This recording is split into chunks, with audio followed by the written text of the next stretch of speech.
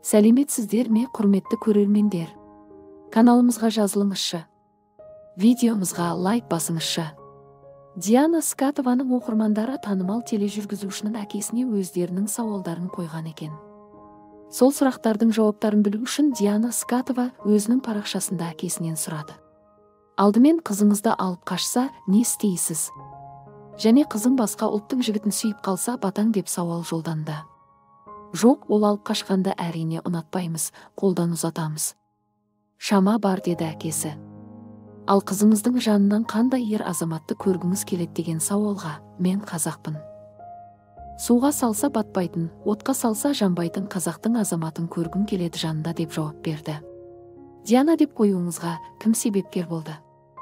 Және қалай ойыңызға сол есім түсті деген оқырманға, сен туылған кезде принцесса Диананың құрметіне қойғамын. Диана ханымды қалай еркелетесіз деп сұраған оқырманға, Дикоша, менің Диканайын деп еркелетемін, деді әкесі.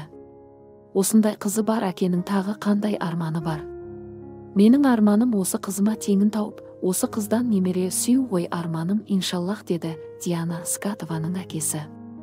Қызыңыз қысқа кесе көз қарасыңыз деп сұраған оқырманға, жоқ, ол жағынан ұнатпаймын деп қысқа қайырды.